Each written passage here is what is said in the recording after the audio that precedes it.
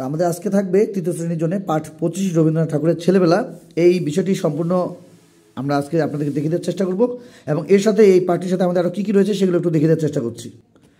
এবং এই পাঠটির শেষে আমাদের ছোট সময়রা কী কী শিক্ষণফল পেয়ে যাবে সে বিষয়গুলো নিয়েও আলোচনা রয়েছে পুরো বিষয়টিতে। আশা করছি আমরা প্রথম থেকে শেষ পর্যন্ত ভিডিওতে সময় দেবো। তারা এখানে অনুশীলনমূলক হিসেবে যে যে কাজগুলো পেয়ে যাবে সেগুলো হলো শব্দ শিখি, এর পাশাপাশি বাক্য লিখি, এই বিষয়গুলো সঙ্গে পেয়ে যাবে যুক্তবর্ণ এবং তার সঙ্গে ভেঙে নেওয়ার যে বিষয়টি এবং নতুন শব্দ গঠনের যে বিষয় সেটি জানবে, প্রশ্ন উত্তরের যে বিষয় সেটি, এবং এর পাশাপাশি তোমার ছেলেবেলা আর রবীন্দ্রনাথের ছেলেবেলার মিল ও মিলের যে বিষয়টি, অর্থাৎ আমাদের ছোটো শ্রেণীদের এখানে বেশ কিছু শিক্ষণফল নতুনভাবে অ্যাড করা হয়েছে। আশা করছি আপনারা আমাদের পুরো বিষয়টি শুধুভাবে দেখবেন এবং এই অনুযায়ী আপনাদের ছোটো শ্রেণীদের বাসা থেকে প্রস্তুতিগুলো নেওয়ার চেষ্টা করবেন। তো চলুন আমরা দেখে নিই আমাদের আজকের এই পাঠ 25। তো আমরা রবীন্দ্রনাথ ঠাকুরের ছেলেবেলার পুরো অংশটি দেখে দেওয়ার চেষ্টা করব এবং যে বিষয়গুলো আপনাদেরকে বলে দেওয়ার চেষ্টা করেছি অনুশীলনমূলক হিসেবে সেগুলো নিয়েও আমরা পর্ব সাজিয়েছি। আশা করছি আপনারা আমাদের সঙ্গে থাকলে সেই বিষয়গুলো দেখতে পারবেন। তো আজকে পর্যন্ত সকলের সুস্বাস্থ্য কামনা করে আমরা যে বিষয়টি আপনাদের সামনে নিয়ে এসেছি সে বিষয়টি দেখার জন্য অনুরোধ রইল। আশা করছি পুরো পাঠটি দেখবেন এবং আপনারা আপনাদের ছোটো সময়দের জন্য বাসা থেকে প্রস্তুতিগুলো নেওয়ার চেষ্টা করবেন। চলুন দেখে নিই আজকের এই সম্পূর্ণ আলোচনাটি। বিসমিল্লাহির রহমানির রহিম। সম্মানিত সুধী, সকলকে আসসালামু আলাইকুম। আশা করছি সকলে ভালো আছেন এবং সুস্থ আছেন। আমরা আজ উপস্থিত হয়েছি আপনাদের ছোট সোনামণিরা যারা 2025 সাল থেকে তৃতীয় শ্রেণীতে পড়াশোনা করবে এবং তৃতীয় শ্রেণীর যত বিষয় রয়েছে প্রত্যেকটি আপডেট এবং প্রত্যেকটি বিষয়ের জন্য আমরা ভিডিও শেয়ার করার চেষ্টা করব। আশা করছি আপনার ছোটো সোনামণিরা যদি 2025 সাল থেকে তৃতীয় শ্রেণীর পড়াশোনা করে থাকে অবশ্যই আপনারা আমাদের এই আজকে যে ভিডিওটি দেখছেন ভিডিও শেষে অবশ্যই একটি লাইক দেবেন এবং আমাদের দেওয়া অন্যান্য ভিডিওগুলোতে ভিজিট করে তারপর চ্যানেলটি সাবস্ক্রাইব করবেন পরবর্তী আপডেট পাওয়ার জন্য। চলুন দেখে নেই আমাদের আজকের যে আলোচনা। আমার বাংলা বই তৃতীয় শ্রেণীর আজকের আলোচনায় থাকছে নতুন যে পার্টগুলো আমাদের এখানে সংযোজন করা হয়েছে এবং প্রত্যেকটি বিষয়ে যদি আপনি নতুন হয়ে থাকেন আমাদের চ্যানেলের জন্য বা যদি আপনার তৃতীয় শ্রেণীর কোনো বিষয়ে না দেখে থাকা হয় অবশ্যই আমাদের দেয়া ভিডিওগুলো দেখে নেবেন। এবং আমরা আজকে যে বিষয়টি নিয়ে আলোচনা করব সেটি হলো যে পার্টগুলো আমাদের নতুন বইটিতে সংযোজন করা হয়েছে 2025 সালের জন্য সেই বিষয়গুলো থেকে আজকে আরেকটি পর্ব দেখে দেওয়ার চেষ্টা করব। আমরা এর আগে তৃতীয় শ্রেণীর এই 2025 সালের বই থেকে আমাদের যেগুলো আপডেট এসেছে সেগুলো থেকে আমরা পাঠ একটি নতুন বিষয় এসেছিল সেটি আমরা দেখে দেওয়ার চেষ্টা করেছি। সেটি হলো পাঠ 7 ঘাসফড়িং আর পিঁপড়ার গল্প এবং এই গল্পটি থেকে আমরা পুরো বিষয়টি আপনাদের জন্য পর্ব অনুযায়ী রাখার চেষ্টা করেছি। আশা করছি আপনারা নতুন হয়ে থাকলে অবশ্যই ভিডিওগুলো দেখে নেবেন। আচ্ছা, আমরা আজকে আরেকটি বিষয় দেখব সেটি হলো আমরা সেই বিষয়গুলো নিয়ে যেহেতু কাজ করেছি এর আগে 7 অধ্যায় বা 7 পাঠ নিয়ে আমরা আজকে আলোচনা করব। সেটি হলো 25 অধ্যায় বা 25 পাঠ নিয়ে রবীন্দ্রনাথ ঠাকুরের ছেলেবেলা, পৃষ্ঠা 87। আশা করছি প্রথম থেকে শেষ পর্যন্ত ভিডিওতে সময় দেবো। তো এই বাংলা বই এবং অন্যান্য বইগুলো খুব সুন্দরভাবে এবারের 2025-এর বইগুলো আমাদের ছোটো সময়রা পেয়েছে। তো এগুলো নিয়ে আর কথা বলবো না, আমরা অনেকবারই কথা বলেছি। আমরা আজকে যে বিষয়টি দেখব সেটি হলো 25 অধ্যায় বা 25 পাঠ নিয়ে রবীন্দ্রনাথ ঠাকুরের ছেলেবেলা। এই অধ্যায়টি সম্পূর্ণ দেখে দেওয়ার চেষ্টা করবো। আশা করছি আমরা প্রথম থেকে শেষ পর্যন্ত ভিডিওতে সময় দেবো। আচ্ছা, দেখতে পাচ্ছি পাঠ 25 রবীন্দ্রনাথ ঠাকুরের ছেলেবেলা।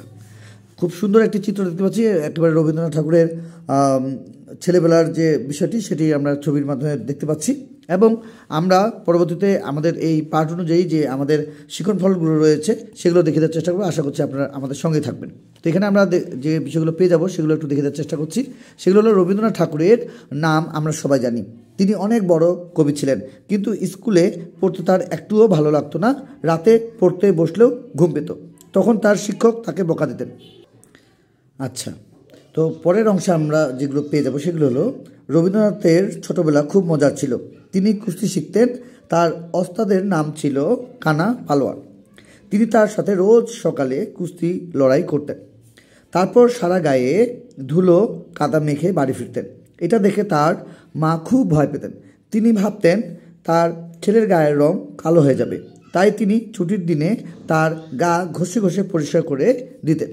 তো আমরা দেখতে পাচ্ছি যে রবীন্দ্রনাথ ঠাকুরের ছেলেবেলা নিয়ে যে আমাদের পার্টটি 2025-এর জন্য 25 পার্ট থেকে আমরা পুরো বিষয়টি দেখে দেওয়ার চেষ্টা করছি। আশা করছি আমরা প্রথম থেকে শেষ পর্যন্ত ভিডিওতে সময় দেব। আচ্ছা, এবং আমরা 87 পৃষ্ঠায় যেটি পেয়েছিলাম সেটা দেখে দেওয়ার চেষ্টা করছি। 88 পৃষ্ঠায় এসেছি এবং এই 88 পৃষ্ঠার কিছু নতুন বিষয় রয়েছে এবং 89 পৃষ্ঠায় কিছু নতুন বিষয় রয়েছে, সেগুলো নিয়েও আমরা পর্ব সাজিয়েছি, খুব শীঘ্রই আপনাদেরকে সেগুলো নিয়ে আলোচনায় আসব এবং যে অনুশীলনমূলক কাজগুলো রয়েছে প্রত্যেকটি দেখতে আমাদের সঙ্গে থাকবেন। তো আমরা এখানে দেখতে পাচ্ছি ব্যায়াম করতেন বলে তার স্বাস্থ্য খুব ভালো ছিল, রোগবালাই হতো না, তিনি চাইছেন। আচ্ছা, এখানে রয়েছে তিনি চাইতেন যেন তার জ্বর হয়, কারণ জ্বর হলে পড়তে হবে না, সেজন্য তিনি বৃষ্টিতে ভিজতেন, রোদে খেলতেন, শীতের সন্ধ্যায় ছাদে উঠে খোলা আকাশের নিচে দাঁড়িয়ে থাকতেন, কিন্তু স্বাস্থ্য ভালো থাকায় তার অসুখ খুব কম হতো। সন্ধ্যাবেলায় তার মা বাড়ির মেয়েদের সাথে বসে গল্প করতেন, মা রবীন্দ্রনাথকে ডাকতেন, রবীন্দ্রনাথ তাদের পুঁথি পড়ে শোনাতেন, রামায়ণের কাহিনী শোনাতেন, বিজ্ঞানের গল্প শোনাতেন, সবাই খুব খুশি হতো, ভাবতো এতটুকু ছেলে কত কিছু জানে। আচ্ছা, পরের অংশে আমাদের রয়েছে বিজ্ঞান পড়তে রবীন্দ্রনাথের খুব ভালো লাগতো, তার বিজ্ঞান শিক্ষকের নাম ছিল সতীনাথ দত্ত, তিনি যেদিন পড়াতে আসতেন না সেদিন তার খুব খারাপ লাগতো। আচ্ছা, এরপরে যেগুলো রয়েছে যে দুধের মধ্যে পানি থাকে আর দুধ জাল দিলে পানি বাষ্প হয়ে উড়ে যায়, তাই দুধ ঘন হয়ে যায়, এটা জেনে রবীন্দ্রনাথ খুব অবাক হয়েছিলেন। আচ্ছা, এরপর রয়েছে আমাদের এখানে ঘুরতে রবীন্দ্রনাথের খুব ভালো লাগতো, তিনি বড় হয়ে সারা দুনিয়া ঘুরেছেন, তিনি অনেক কবিতা লিখেছেন, অনেক গান লিখেছেন, অনেক গল্প লিখেছেন, তিনি কবিতার জন্য 1913 সালে নোবেল পুরস্কার পেয়েছেন। রবীন্দ্রনাথের লেখা গান আমাদের জাতীয় সঙ্গীত, রবীন্দ্রনাথের লেখা গান আমাদের জাতীয় সঙ্গীত। আচ্ছা, তাহলে আমরা আরেকটু বিষয় দেখব, তার জন্ম এবং মৃত্যুর বিষয়টি আমাদের এখানে দেওয়া রয়েছে শেষের অংশে। তো আমরা এই পার্টটি থেকে আমাদের রবীন্দ্রনাথের যে ছেলেবেলা, সেই ছেলেবেলা থেকে আমরা অনেক কিছু এখানে জেনেছি এবং আমাদের ছোট সমিতির এখান থেকে যে যে শিক্ষণফলগুলো আমাদের রয়েছে সেগুলো একটু আমরা বলে দেওয়ার চেষ্টা করব এবং পরের যে আরও দুটি লাইন রয়েছে সেগুলো দেখিয়ে দেওয়ার চেষ্টা করে আমরা আজকের ভিডিওটি শেষ করব। তো তার আগে আপনারা যদি আমাদের এই চ্যানেলটিতে যদি নতুন হয়ে থাকেন, আমাদের আজকের ভিডিওটি যদি আপনার কাছে প্রথম হয়ে থাকে, অবশ্যই আপনারা চ্যানেলটি সাবস্ক্রাইব করবেন পরবর্তী আপডেট পাওয়ার জন্য।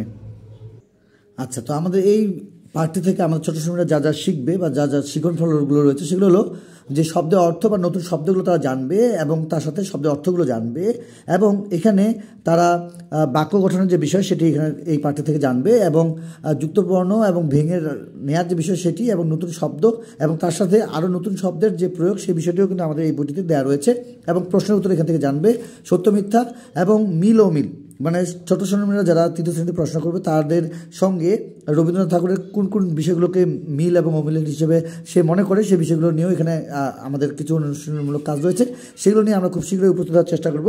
তো আমরা দেখে দেওয়ার চেষ্টা করেছিলাম আজকের এই রবীন্দ্রনাথ ঠাকুরের ছেলেবেলা নিয়ে। তো এখানে আরেকটি বিষয় রয়েছে সেটি একটু আমরা দেখে নিই। সেটি হলো রবীন্দ্রনাথ ঠাকুর 1861 সালে 7ই মে 25শে বৈশাখ তারিখে জন্মগ্রহণ করেন। রবীন্দ্রনাথ ঠাকুর 1861 সালে 7ই মে 7ই মে 25শে বৈশাখ তারিখে জন্মগ্রহণ করেন এবং 1941 সালের 7ই আগস্ট 22শে শ্রাবণ তারিখে তিনি মৃত্যুবরণ করেন।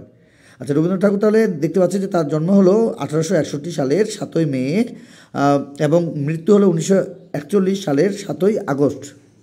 আচ্ছা, এর পাশাপাশি আমাদের যে আরও অন্যান্য বিষয়গুলো রয়েছে সেই বিষয়গুলো নিয়ে আমরা আপনাদেরকে খুব শীঘ্রই তাদের যে তৃতীয় শ্রেণীর জন্য যে আপডেটগুলো রয়েছে, বিশেষ করে আমরা যে শিক্ষণফলগুলো বলেছি সেগুলো নিয়ে আমরা প্রথমে ভিডিওটির শুরুতেও কিন্তু আমরা কিছু বিষয় দেখে দেওয়ার চেষ্টা করছি, সেই বিষয়গুলো নিয়ে আমাদের পর্ব সাজানো হয়েছে, আপনারা খুব শীঘ্রই পেয়ে যাবেন এবং আমরা যে পার্টটি নিয়ে এর আগে কাজ করেছি সেই পার্টটি নিয়েও কিন্তু আমরা ভিডিও আপনাদেরকে দেওয়ার চেষ্টা করছি, বিশেষ করে আমাদের পার্ট 7, সেই পার্ট 7 দেখতে আমাদের সঙ্গে থাকবেন এবং পুরো পার্টটিকে নিয়ে আমরা ভিডিও সাজিয়েছি এবং সেই ধরনের ভিডিওগুলো আমরা আপলোড দেওয়ার চেষ্টা করেছি। যারা আমাদের আজকের ভিডিওটি প্রথম দেখছেন, যদি আজকের ভিডিওটি ভালো লেগে থাকে অবশ্যই চ্যানেলটি সাবস্ক্রাইব করবেন পরবর্তী আপডেট পাওয়ার জন্য। যারা পূর্ব থেকে আমাদের চ্যানেলটির সঙ্গে রয়েছেন এবং আজকের যে ভিডিওটি দেখছেন সকলকে জানাচ্ছি অসংখ্য ধন্যবাদ এবং আমাদের ছোট সমিতির তৃতীয় শ্রেণীর জন্য প্রত্যেকটি আপডেট পেতে আমাদের সঙ্গে থাকবেন। তো আজকে এই পর্যন্ত সকলের সুস্বাস্থ্য কামনা করে, আপনাদের ছোট সমিতির সুস্বাস্থ্য কামনা করে আজকের মতো বিদায় নিচ্ছি। খোদা হাফেজ।